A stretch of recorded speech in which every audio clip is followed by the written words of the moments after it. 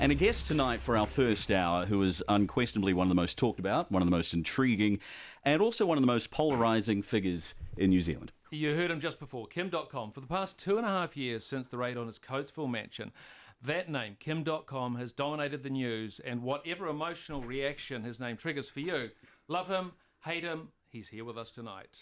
And we're actually going to try and get to know you, Dotcom, because we hear about you all the time, but there's still a sense that people may not really know who you are. So between now and 9 p.m, we're going to cover as much ground as we can, including the bombshell that Dotcom says will be dropping on September the 15th, his thoughts on low voter turnout amongst young people, also how he feels about fostering artistic creativity in an age where people don't really want to pay for art. But we're going to try and find out about him, and we hope you enjoy this interview. And first off, Dotcom, thank you very much for joining us. How are you doing? Good evening. Thank you for having me. Thanks for coming in. Look, Kim, we described you as a polarising figure. Why do you think you polarise people? I don't know. I'm just myself. So some people like that, some people don't. You don't strive to create a kind of an effect. I mean, you're a larger-than-life character. You're a P.T. Barnum kind of figure. If I knew who that was, he was like a circus. I don't know who that is either, but carry on. Circus ringmaster from the 19th century. He created great shows. I mean, okay. Your life in a way is like a larger-than-life reality show. All right, but I'm not doing that for the show. I'm doing that because I enjoy life and I live life to the fullest. Give us a sense of what daily life is like for you now. Today you've been very busy. What have you been doing for the last, say, couple of weeks? So, I mean, especially in the last 5 days, I was touring with the Internet Mana Party. We started all the way up north at the tip of the North Island and had 5 events, and every night full house. You have to excuse me, my voice sounds a bit funny. My whole face is stuck with fluids. I think that looks like, fluids. Kim Dotcom is going to give us the bubonic plague in here tonight. Yeah, I thought tonight would be the best night to come here to spread the virus. Well, you feel mixed feelings towards Newstalk ZB, is that fair to say? Yeah, you guys don't like me. So, I thought I'd speak on all your mics and give Mike Hoskin what I have. Why do you think that is? Why do you think that you feel that this station doesn't like you, or that some New Zealanders have that kind of feeling? I mean, you're pretty right-wing. You're like the Fox of radio, so you don't like me. Still the largest talkback radio network in the nation. Yeah, so that's good. It's good. National is also the largest party in the nation, so it makes sense. I don't know if we can draw an equivalence there. Also, I'm very critical of Fox, but that's another story. Why did you set up the Internet Party? Well, the Internet Party was born out of this injustice that I felt about my case, about the illegal spying, about the Edward Snowden revelations, about global mass surveillance. And when I was pulled out of my happy bubble, and I was raided, with helicopters and 72 cops and over a copyright case. That kind of wakes you up, and you start thinking not just about yourself, you start thinking about the bigger picture, and that got me into politics. Because some people suggest that this is really about you versus John Key. This is about you trying to get back at him, and also maybe throw a spanner in the works of the extradition process, that it's all about, essentially, Dotcom. Yeah, and I understand that. I mean, that's spin from the right wing. Let me tell you what the truth is. The truth is, when I got out on bail and I gave my first interview to John Campbell, I had an outpouring of support by New Zealanders. And we had no money. All of our assets were seized. We didn't even have a car. They took everything away. My wife was pregnant, was twins, 7 months pregnant. And neighbors showed up. People showed up, random people who would come to us and show us acts of kindness. And the comments in the media were 99% in favor of me after I explained what Mega Upload was all about, and everyone understood that this is really a drastic measure in a copyright case that should be a civil case. And, I think what this Internet Party is really about is my gratitude to those New Zealanders, especially the young people, who have stood beside me ever since. So when you look at the popularity of the Prime Minister, how much are you concerned that if you are pitting yourself against someone with that kind of popularity, that it could lessen the potential popularity for the Internet Party? Well, look, before I started the Internet Party, I had pretty good popularity myself, and I knew once I entered the political arena with the Internet Party that is going to diminish and it's going to minimize significantly simply because the Prime Minister is so popular. And I thought if I can turn the 55-60% support that I have into 5% actual votes, then that is something worth doing. Why do you think he is so popular, and what do you admire about him, if you do admire anything about him? Well, I think he comes across as a really nice guy, a chap that everyone can talk to, easygoing. He has a sense of humor about him. I think under different circumstances, we'll probably be friends. Because you're both self-made men. Yeah. And you're both, in a way, you're both broken the mold from where you come from. That's right. I think you guys have a lot to talk about. Is it, in a way, is it a bit like you're, do you feel like you know yourself and so you know John Key? Do you use that as something you think, I would do this, so maybe John Key's doing it? I tell you something. When I first came to New Zealand and we were looking at potentially living here, I read as much as I could about, the political space and just getting to know what's going on in this country. And I was actually, quite sympathetic to John Key. I felt, self-made man, understands a lot about the financial systems, is someone who certainly will have the right business sense to take a country like New Zealand into the future. So I was super optimistic about being in New Zealand and even contributing to that. Can I just get back to something you said, because you're talking about the right, how this is kind of a right wing thing. It seems to me that you as an entrepreneur, you don't need to deal in that kind of polarization. But are you just kind of saying right wing because it fits now with the new persona you have with Internet Money? You're kind of making nice with your new liberal friends. No, wouldn't you agree that Newstalk ZB is pretty right wing? I think it's a conservative station. I wouldn't say it's right wing. I feel it's pretty right-wing because I haven't seen a single positive story coming out of this place about me or my case. So that is something that is quite telling, isn't it? It's quite... you can look at it from your point of view, or you can also think, well, it is the largest network. And I don't want to start talking about ZBVU because it's just a race to the bottom then. But it's also a network that speaks to a large amount of people in New Zealand. And so... perhaps it's reflective of a certain uncertainty and mixed feelings that many New Zealanders have about you. Yeah, I agree that there's certainly mixed feelings, but there's also a lot of data that people can look at. People can educate themselves about me and the case and what has been going on so far. You just need to read David Fisher's book, the secret life of Kim.com and what happened here to me and my family in New Zealand. Once you read that, if you have a look at that, I think, you would probably have a different view. How scared are you at what the future may hold? You're potentially facing 88 years behind bars, and the reality of that is that even if people think you are guilty of what you've been accused of, is that does seem like an extraordinary length of time. I'm not scared. I have had a car crash in my early 20s where I should have died. I was speeding at 250 kilometers on the German Autobahn where it's legal to drive that fast, and I didn't even wear a seatbelt. And if you look at the car wreck, it's unbelievable that I got out of this alive. And since then, I'm living every day to the fullest. I do what I like. I say what I think. I have no filters. I'm not a good diplomat. I'm a horrible politician, because I'm just saying it how it is. An event like that at an early stage, had that an effect on your spirituality at all? I don't think people know whether you believe in God. Have you ever been asked that question?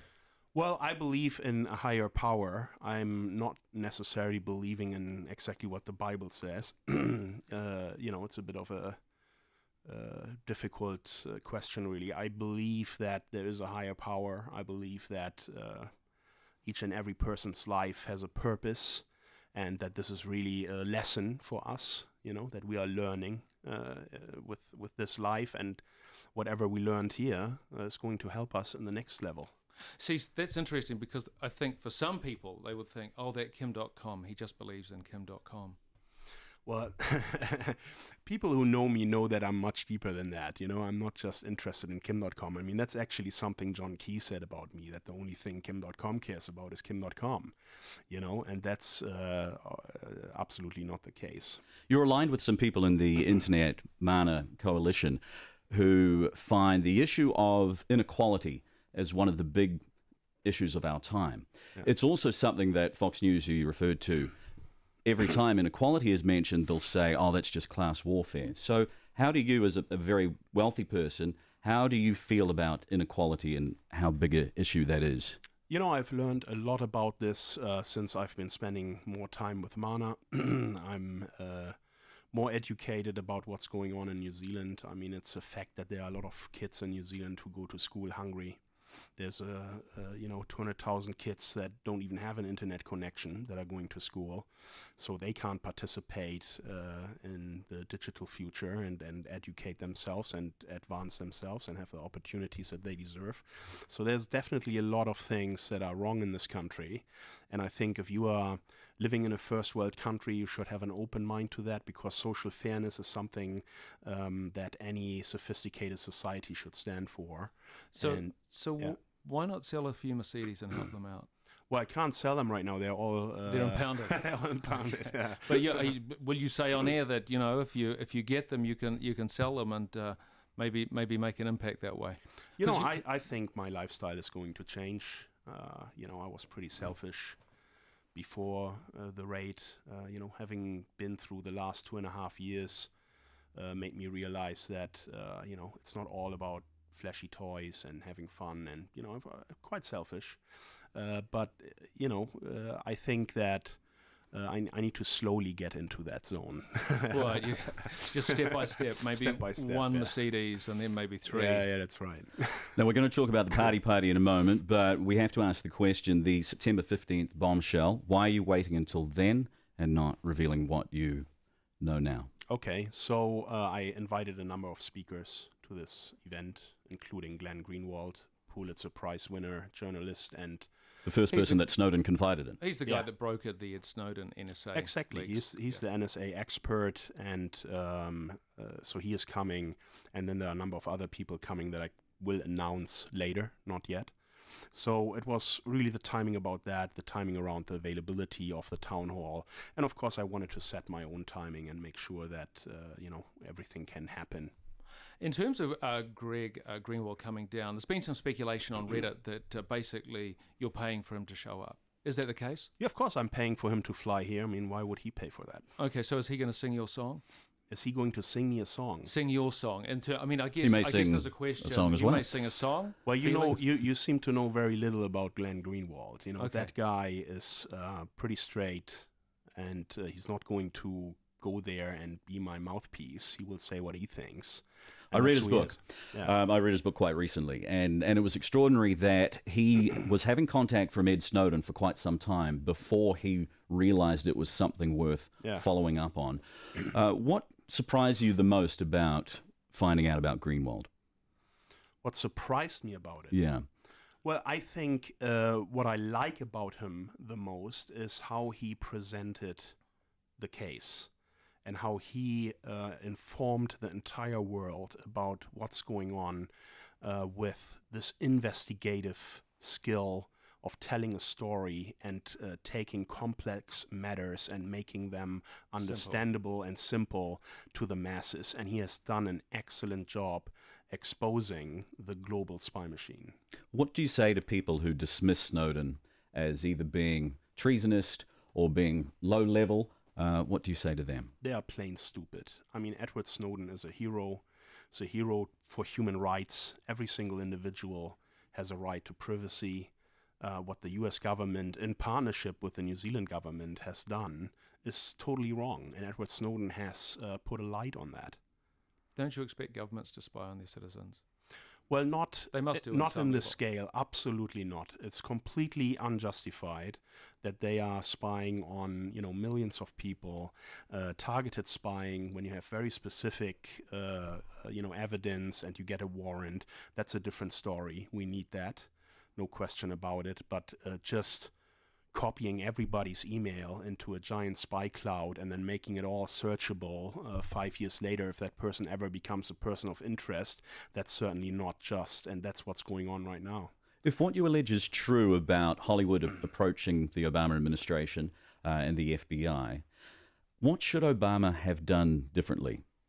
Well, Obama didn't really have a choice, you know. He wanted to get reelected, and Hollywood is a very important contributor to his re-election campaign. I mean, this last election he has raised $120 million in Hollywood alone.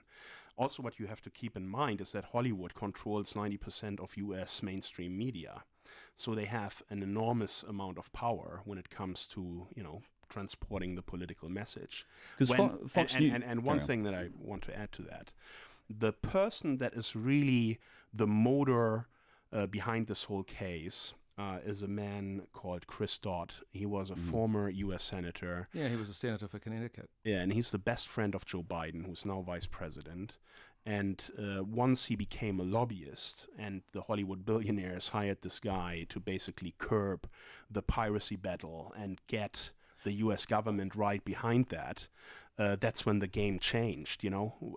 My case in the history of copyright has always been a civil case. This is the first time, and people need to understand that. This is a novel case. Something like this has never happened before. That someone is being charged criminally for the actions of their users is unheard of, because no one says that I'm the copyright infringer. No one says that I've uploaded a movie to Mega Upload and made that stuff available to my users. But I guess if I think about that, it's like, okay, so I'm not a pirate. But Hollywood's saying, hey, bro, you built a pirate ship. So... Well, then YouTube built a pirate ship, Dropbox built a pirate ship. Then why you? Well, I'm an easy target, you know. I'm German.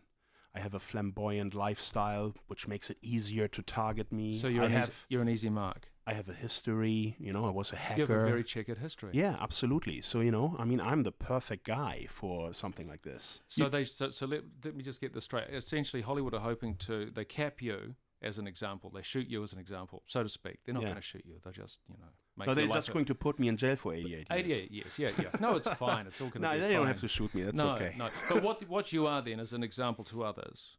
But why won't they go after YouTube? Why won't they go after the others doing it? Well, they tried civilly, and they failed. YouTube prevailed in their civil suit. And the funny thing is, if you read the evidence that the U.S. government has provided, and you compare that with the emails that were used in the YouTube case, they're completely the same. It's the same innocent kind of chat, making fun about, you know, infringement and not really any maliciousness behind it. And they succeed in a civil case, and I'm here facing extradition, and my life has been turned into crap in the last 2.5 years. You know, my family broke up over it, and I've lost a lot in terms of, you know, my business being destroyed, 220 jobs being destroyed. I mean, it's a massive impact that this whole raid and shutdown had. How will you react if what you allege about the Prime Minister is true, that he did know about you before the raid and that he'd been contacted and that you were allowed in to be easily extradited? How will you react if New Zealanders go, so what?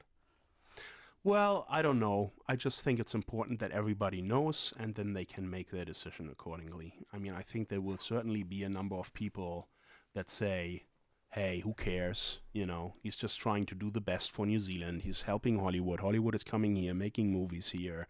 You know, there might be people like that. Okay. But then there will be other people who say, you know, we have laws for a reason. We have rights for a reason. Who is John Key and his government to say that this doesn't apply to Kim.com because he doesn't like them and he sees them as an asset that he can sell to those Hollywood folks? We've got to take a break. Before we do, tell us what's happening with the party and what are these events and what's going on? Sure.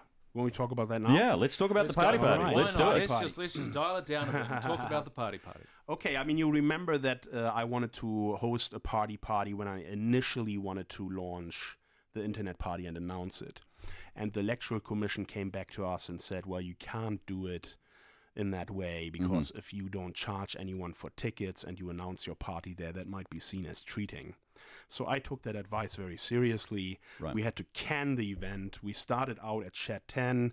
You know, we were thinking about maybe attracting 3,000 people to come to the event, and within 2 days we had 19,000 people that booked tickets online. So we had to move it to the Vector Arena, and ultimately we couldn't do it because the Electoral Commission said you can't. So now we have basically reignited the whole idea. We're doing it in 4 different cities in New Zealand, in Auckland this coming Wednesday. Then we'll be in Christchurch, Wellington, and Dunedin.